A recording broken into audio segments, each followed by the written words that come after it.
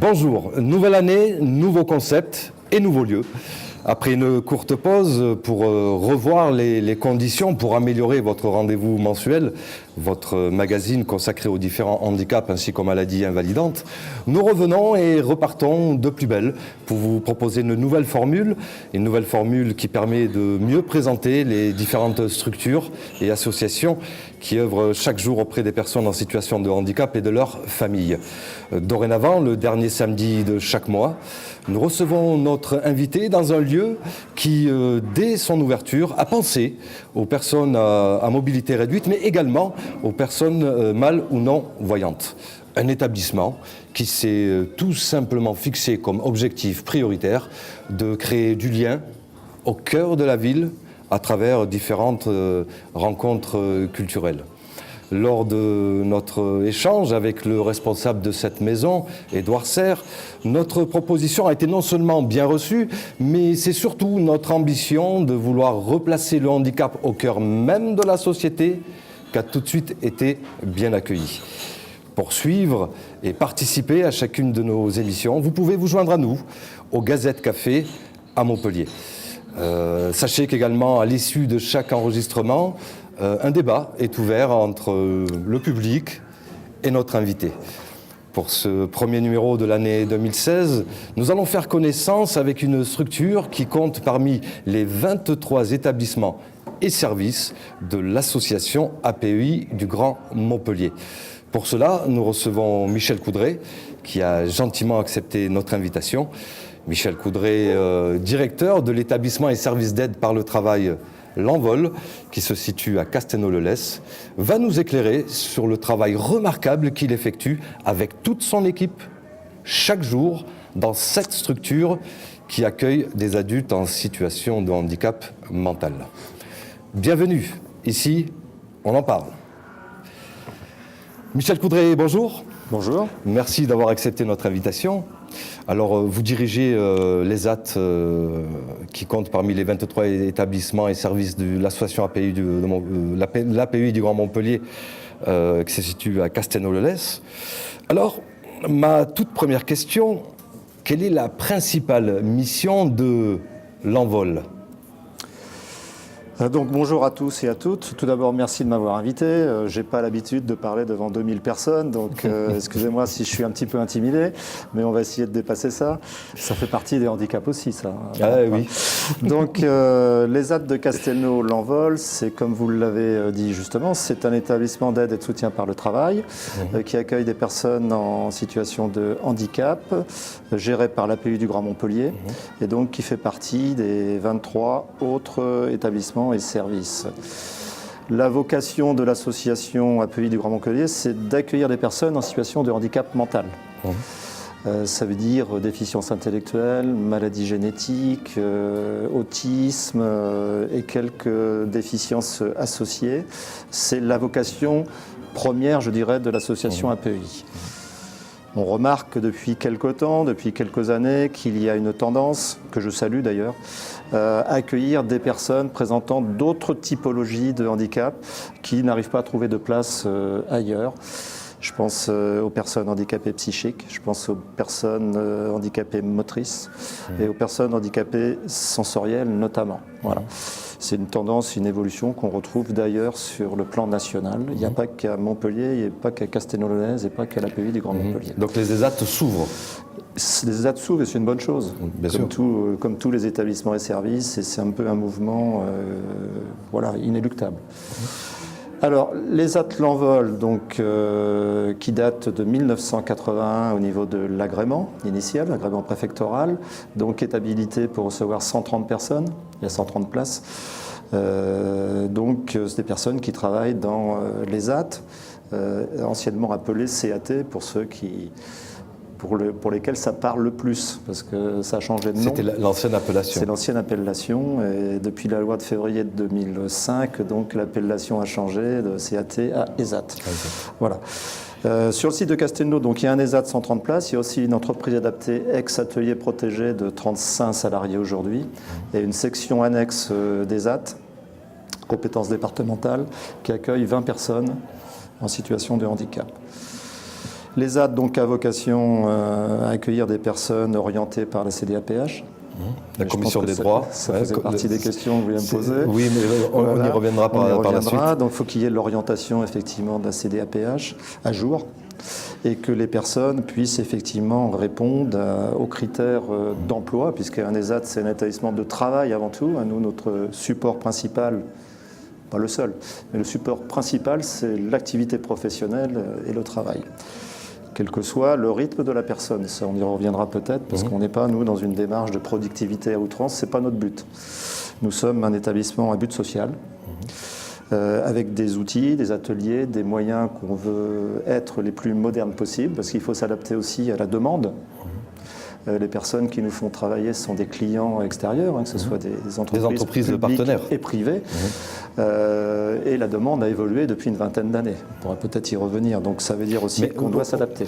On y reviendra là-dessus, mais pour l'instant, pour pouvoir intégrer justement un ESAT, quelles sont les conditions déjà pour pouvoir intégrer un ESAT, et quel est le projet qui est mis en place justement pour les entrants? Alors, les conditions sont relativement simples. Il faut une orientation de la CDAPH, voilà, à jour. Et après, les modalités pour intégrer une personne. Donc, la personne fait acte de candidature. Et au vu du dossier, nous, on examine ce dossier, alors médical, pédagogique, professionnel, CV, etc. Un ensemble d'éléments qui constituent le dossier. Nous examinons ce dossier en commission d'admission, qui est une équipe constituée médecin psychiatre, psychologue, éducateur, chef de service, directeur bien sûr, pour statuer sur la candidature, si elle répond aux critères demandés par rapport à notre association gestionnaire. Et en fonction des places disponibles, donc nous recrutons la personne dans le cadre des ateliers de l'ESAT. Alors généralement ça démarre soit par un stage d'évaluation avant l'admission, pour que la personne et nous-mêmes puissions définir des bonnes conditions et que ça puisse le faire, je dirais tout simplement. Parce que la personne peut nous dire non, ça ne me convient pas, voilà. Et puis nous aussi parce que vous proposez quand même certains corps de métier, certaines professions. Des activités. Après, il faut voir si ces personnes et une fois que tout ça c'est bon, donc la personne est admise en ESAT en période d'essai 6 mois. Renouvelable une fois, mais bon, c'est 6 mois. Et de là, vous signez un contrat de soutien. Voilà, on signe un contrat de soutien et d'aide par le travail, parce que là, c'est utile de le préciser. Donc, les personnes en ESAT n'ont pas le statut de salarié, même si vous savez qu'il y a eu des arrêts de justice et des décisions de justice récents et de la Cour européenne de justice récents concernant l'évolution de ce statut. Mais enfin, à ce jour, les personnes en ESAT n'ont pas le statut de salarié. Mais ils ont les mêmes droits et les mêmes protections. Ils ont les mêmes droits et les mêmes protections, sauf qu'ils ne cotisent pas au chômage. Et donc leur contrat n'est pas un contrat de travail. C'est un contrat d'aide et de soutien par le travail. Ça s'y ressemble, c'est comme le Canada Dry un peu. Ça dans la couleur et tout, mais ce n'est pas un vrai contrat de travail. Voilà. Donc les activités professionnelles en ESAT, notamment à Castelnaudary. C'est quel type justement d'activité que vous proposez? Alors on est assez diversifié. Ça c'est absolument nécessaire aujourd'hui pour répondre aux besoins des personnes accueillies, d'une part, et c'est pour nous le plus important, et aussi à la demande externe. Parce qu'on ne va pas faire, je ne sais pas, du fil à tricoter s'il n'y a aucune demande à l'extérieur. Donc on est obligé de s'adapter entre la demande, j'allais dire, économique des clients publics et privés et les capacités, potentialités des personnes et les savoir-faire et l'équipement, je veux dire, l'investissement et l'équipement de l'ESAT. Alors on a plusieurs activités. Donc une activité traditionnelle qui date de plus de 30 ans en espace vert, entretien de la voirie, donc là il y a 9 équipes, 6 en ESAT et 3 en entreprise adaptée, ce qui représente plus de 50 personnes. Ça fait du monde, donc on travaille avec des mairies, collectivités, communautés de communes, entreprises, etc. C'est assez développé. On a une activité restauration, plateau repas, livraison de repas donc en interne, puisqu'on a un self, c'est à peu près 150 repas jour à usage interne. Et après, on livre des repas à l'extérieur, soit pour des établissements de notre association, médico-sociaux, foyers, IME, ou alors pour des entreprises à l'extérieur. On livre 2 entreprises, une à Sommières et une autre à Lunel, qui sont des entreprises de droit privé. Voilà. Et on fait également, donc depuis 3 ans maintenant, de la fabrication et livraison de plateaux repas qui s'appellent les ateliers gourmands, d'excellente qualité. Et nous faisons partie d'une filière nationale qui s'appelle les ateliers gourmands, gérée par le GESAT, qui est le groupement national des ESAT en France. Donc c'est une filière qui a été mise en place à l'initiative du GESAT. Et on est 5 ESAT en France maintenant à le faire. Avec toute une déclinaison marketing, menu, voilà. Vous souhaitez développer, intégrer peut-être d'autres professions, vous adapter aux demandes aussi oui. des différentes entreprises partenaires? Tout à fait, on s'est développé. Alors, j'avais pas fini de présenter les activités économiques. Donc, j'ai parlé des espaces verts, de la cuisine, restauration, et aussi la blanchisserie industrielle, aux normes RABC. Alors, ça parle à tout le monde, RABC, hein, bien sûr. C'est comme HACCP en cuisine. Et nous sommes dans une procédure ISO pour avoir une fabrication et un process qualité avec toute la traçabilité. Et ça, on y est allé il y a 2 ans maintenant à la demande d'un client qui était inespéré pour nous, c'est Nestlé Waters, que vous connaissez peut-être mieux sous le nom de l'usine Perrier à Vergès. Et donc on est rentré chez eux pour tout l'entretien du linge, des vêtements de travail, donc des salariés de l'usine, c'est 800 salariés, c'est quand même pas rien. Et donc ce client-là nous a obligés quelque part, et c'est une bonne chose, à monter en qualité sur tous les process de traçabilité, normes d'hygiène, la marche en avant. Voilà, ce qui fait qu'aujourd'hui on a une blanchisserie aux normes RABC, ce qui nous permet d'aller aussi chercher de nouveaux clients avec cette carte de visite. Certification RABC et procédure ISO avec des clients comme alors je fais pas de pub, hein, je suis pas payé pour ça, mais bon, on travaille avec les plus grands restaurants de Montpellier comme Verchamp et aussi Nestlé Waters qui nous donne quand même la possibilité d'obtenir grâce à eux quelque part et à notre qualité de prestation d'autres clients, parce qu'on a besoin de développer aussi des volants d'affaires et du travail pour nous embaucher derrière des personnes en situation de handicap. Bien sûr. Voilà. Alors là, avec la blanchisserie, ça fait la 3e activité. Oui. Et ensuite? Il y en a 48, donc jusqu'à quelle heure on a? D'accord, bon, ben, on va dire que c'est les 3 activités. Non, il y en a d'autres. On a aussi effectivement tout ce qui est, ça c'est une particularité de l'ESAT de Castelnau, c'est qu'on a un service d'insertion professionnelle qui permet de proposer aux entreprises ce qu'on appelle nous la mise à disposition et le détachement d'entreprise de personnel en situation de handicap. Bon, ça s'adresse bien entendu aux personnes qui en ont les possibilités, qui en ont aussi la volonté, bien sûr. On ne fait rien sans leur avis, bien entendu.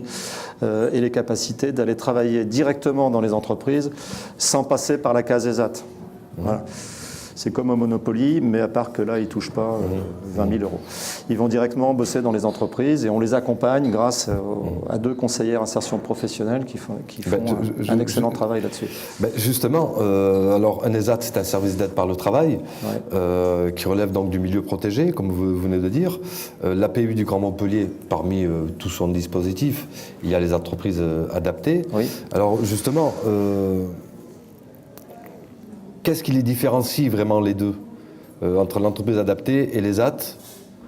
Alors, plusieurs choses. Depuis la loi de 2005, donc atelier protégé, entreprise adaptée, maintenant l'entreprise adaptée fait partie du milieu ordinaire de travail. C'est une entreprise comme toutes les autres. Donc là, les salariés de l'entreprise adaptée ont un contrat de travail, ont un statut de salarié.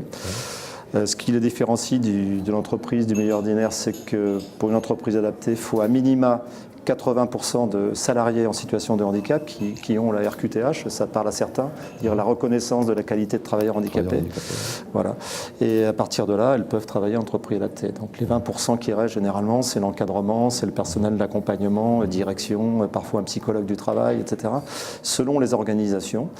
Chez nous, c'est le cas. On a un temps dédié de psychologue qui peut aider et accompagner les personnes qui travaillent dans l'entreprise adaptée. Donc 2 activités principales chez nous, espace vert, 3 équipes, plutôt là sur la création de jardin, l'entretien de jardin un peu plus spécialisé que l'espace vert, je vais dire, parce que c'est plus technique, et puis de la mise à disposition de personnel en entreprise, avec comme objectif, effectivement, in fine, à l'arrivée, l'emploi en milieu ordinaire. D'ailleurs, je dois saluer une entreprise, j'en profite, encore une fois, pas de pub, pour saluer une entreprise qui vient d'embaucher 2 de nos salariés en milieu ordinaire. Cette entreprise s'appelle Veolia. Merci à eux. Et voilà, et ces 2 personnes salariés, qui prennent leur envol. Qui prennent leur envol. C'est pas Narcisse, non, c'était une autre histoire. Non, ça c'était l'histoire avant l'enregistrement. Alors, Michel Coudray, vous préparez un événement. Oui. Un salon du travail protégé et adapté en avril prochain. Alors, que nous réserve ce salon? Plein de surprises. C'est au Quorum de Montpellier, hein, je précise. Oui. Donc, c'est le premier salon régional, enfin grande région, sur le travail protégé et adapté, sur le Grand Sud France, qui va se dérouler donc le 14 avril au Quorum de Montpellier. C'est un salon professionnel donc à destination des entreprises publiques et privées, mais aussi grand public, et tout le secteur effectivement de l'économie sociale et du monde associatif. Ça sera ouvert au public, c'est gratuit, entrée libre bien sûr. Donc les ESAT et EA de toute la grande région vont pouvoir exposer en fonction de thématiques métiers. Il y a 14 thématiques métiers de mémoire. Blanchisserie, espace vert, cuisine, voilà. On espère avoir le pôle Airbus Toulouse. On est en contact avec eux pour qu'ils puissent venir exposer. Donc le salon sur toute une journée. Il y aura également un café parole, un peu comme ici le matin, où les salariés et travailleurs handicapés pourront parler de leur travail, de leur formation, de leur expérience, ce qu'on appelle le café parole.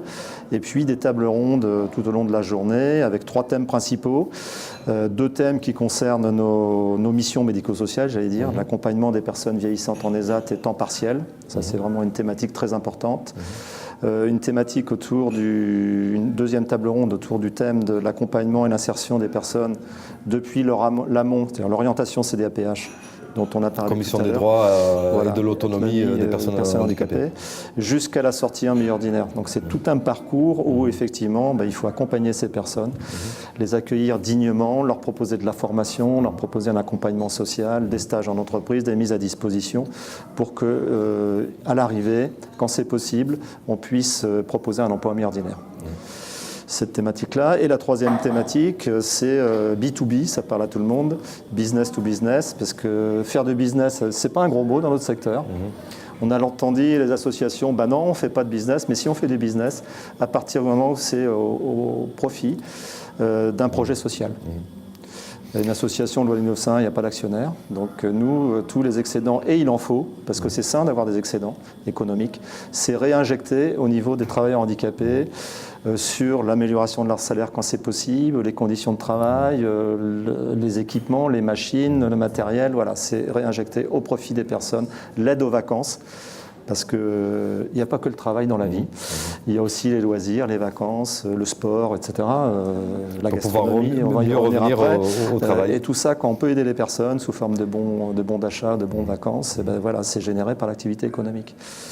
Donc il y aura une thématique animée par le président de la CCI de Montpellier. Voilà, sur ce thème-là, c'est développer le partenariat économique et social avec les entreprises publiques et privées. Alors des personnalités ont accepté de se rendre, de participer à ce salon. Alors quelles sont ces personnalités et est-ce qu'il a été facile de les convaincre et de les faire venir? Alors facile de les convaincre toujours. Quand on discute avec les personnalités politiques, elles disent toujours oui, généralement, sous réserve de l'agenda ministériel. Alors Barack Obama va peut-être venir. Non, c'est une blague, hein, c'est comme Narcisse. Mais pourquoi pas, mais bon, on ne l'a pas invité. Ça viendra. Non, mais on a l'honneur et la joie d'avoir la présence de Madame Ségolène Neuville, secrétaire d'État auprès des personnes handicapées, la citoyenneté et les droits de la femme. Son titre complet, qui viendra donc sous réserve de l'agenda ministériel, ce qu'elle nous dit toujours, pour inaugurer le salon. Donc en fin de matinée, visiter et inaugurer le salon, ainsi que Madame Carole Delga, la nouvelle présidente de la région, que j'ai rencontrée récemment lors des vœux de la région et qui m'a confirmé sa présence, ainsi que Monsieur Sorel, le maire de Montpellier, président de Montpellier Métropole. Bon, après, il y aura d'autres élus, je pense, qui seront conviés pour cette journée qui, pour nous, est un gros événement et qui doit montrer et mettre en avant tous les savoir-faire, les compétences, parce qu'on insiste là-dessus. D'ailleurs, le salon s'appelle « Oser nos compétences » en grande région. On ne met pas en avant le handicap. D'ailleurs, quand on en parle aux personnes, ce n'est pas ce qu'elles veulent. Elles veulent mettre en avant qui elles sont, ce qu'elles font, leurs compétences, leur savoir-faire, leur métier. Et c'est de ça dont on va parler. Voilà. Alors, vous présidez l'ARESAT, une association qui regroupe combien de structures? D'ailleurs, c'est avec l'ARESAT que vous organisez ce salon. Tout à fait, oui. Alors, l'association régionale des ESAT Languedoc-Roussillon, qui est toute récente, elle va avoir 3 ans là, au mois d'avril, regroupe aujourd'hui 38 ESAT de la région Languedoc-Roussillon et déjà de Midi-Pyrénées, parce qu'il est situé à Millau. Donc, plusieurs missions, mais sa vocation première, c'est l'accompagnement médico-social et le bien-être des travailleurs en situation de handicap. C'est vraiment ses missions premières. Mais ça passe aussi, on le sait, on le dit, par le travail, par la valorisation de leur métier, par la formation, etc. Donc ce salon a aussi, cette association a aussi cet objectif-là de pouvoir effectivement mettre en avant les compétences des personnes. Donc l'association régionale des ESAT s'occupe de ça et co-organise, parce qu'en appui avec le réseau GESAT, dont je parlais tout à l'heure, groupement national, ce salon, puisqu'il y a déjà eu 2 fois organisé à Paris ce type de salon, en 2014 et 2012 de mémoire, et donc ça a été une réussite, puisqu'à chaque fois il y a eu entre 1000 et 2000 personnes présentes sur le salon. Donc on a cette challenge-là, d'avoir au moins 1000 à 1500 personnes sur le quorum le 14 avril. Notez tous, save the date, comme on dit. Notez la date, 14 avril, au quorum à Montpellier. De toute façon, il y aura des buffets et tout. Si vous vous ennuyez, il y aura de quoi vous restaurer. Michel Coudray, ce magazine s'appelle Ici on en parle. D'après vous, on devrait parler plus du handicap à quel niveau ? Déjà, on devrait plus en parler. Déjà, c'est une bonne chose d'en parler. Et je vous en remercie de pouvoir être un peu porte-parole et aussi pouvoir répondre à des questions et débattre, parce que à partir du moment où on parle des choses, il faut avoir un langage vrai. C'est toujours mieux que de ne pas en parler. Bien sûr. Bon. C'est le premier constat. Longtemps, le handicap a été caché, a été entre 4 murs. Je pense aux personnes handicapées psychiques, où c'était l'enfermement à l'époque psychiatrique, dans les années 50-60. Heureusement, et puis bien avant, bien sûr, mais l'hôpital psychiatrique s'est ouvert et les personnes ont pu sortir, ont pu avoir une vie, pour certaines. Il y en a qui sont en galère aussi, faut pas rêver non plus, mais pour certaines, avoir une vie sociale, avoir un accès au travail, etc. Donc ça, c'est les années quand même 70, 80 et autres. Le premier grand texte qui a ouvert, qui a été là, un peu, la fondation, le fondement pour que le handicap soit mieux reconnu, c'est les 2 lois de juin 75, initiées par Jacques Blanc et René Lenoir, on en parlait tout à l'heure, avant cette émission, mais c'est vraiment été des personnes qu'il faut saluer, parce qu'elles ont été à l'initiative de la mise en place de textes, de lois qui ont permis aux personnes en situation de handicap, de l'enfance jusqu'à l'âge adulte, de pouvoir avoir accès à des établissements, avoir une réelle autonomie, d'avoir une certaine autonomie, d'avoir accès à l'AH, l'allocation adulte handicapé, etc. Donc aujourd'hui, on peut discuter dans la rue avec des personnes en situation de handicap. Ça c'est un peu ouvert, je dirais. Mais il y a encore beaucoup à faire, parce qu'il n'y a pas que le travail dans la vie. On en parlait tout à l'heure. C'est bien que les personnes aient accès au travail. Il faut le développer, il faut en parler, y compris dans les centres de formation. Ça reste encore très difficile pour les personnes de pouvoir avoir accès à la formation. Et ça aussi, c'est des choses dont on peut parler. Et puis, tout ce qui concerne les loisirs, la vie sociale, le sport, la vie familiale. Moi, je dis toujours, le handicap, c'est une richesse. Et le fait de discuter avec les personnes, on s'enrichit. C'est un boulot qui est prenant. Moi, ça fait 40 ans que je bosse dans ce secteur-là. J'ai commencé comme éducateur spécialisé avec des délinquants ou pré-délinquants, donc j'en prenais plein la tronche, excusez-moi l'expression. Mais j'ai appris aussi à leur contact, parce qu'ils m'ont apporté plein de choses. Malgré leur souffrance, malgré leur handicap, ils se battent. J'ai travaillé aussi à l'APF avec des handicapés moteurs, donc je salue la présence de plusieurs personnes que je vois là, avec quelques-unes que je connais. Je me rappelle une expérience, on allait à la piscine régulièrement et les personnes sorties de leur fauteuil, ils se balançaient dans l'eau et puis tu viens avec nous. Moi j'avais peur, quoi. Et pourtant je suis pas en fauteuil, quoi. Mais elles n'ont pas peur. Elles y vont, elles se donnent à fond, et puis elles ressortent, elles sont contentes, quoi. Et c'est dépasser ça, c'est au contact des personnes, ça m'a donné une pêche d'enfer, quoi. Parce que c'est elles qui m'ont apporté cette pêche-là. je me suis enrichi de ça, quoi, en quelque sorte. Et je crois que c'est important aujourd'hui de dire que dans toute activité professionnelle, quelle qu'elle soit, s'il n'y a pas un équilibre en ce qu'on donne, entre ce que l'on peut donner et ce que l'on peut recevoir, ben quelque part, on n'est pas dans quelque chose de réel, quoi, de juste. Un échange, c'est toujours un émetteur, un récepteur. Et voilà. Très bien, Michel. Arrêtez-moi si vous... Michel Coudray, ben merci. Merci de nous avoir accordé cet entretien. Merci beaucoup. Merci à vous.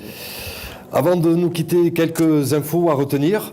Depuis le 20 janvier, dans toutes les salles de cinéma, est sorti un film documentaire de Laetitia Carton, avec pour titre « J'avancerai vers toi avec les yeux d'un sourd ».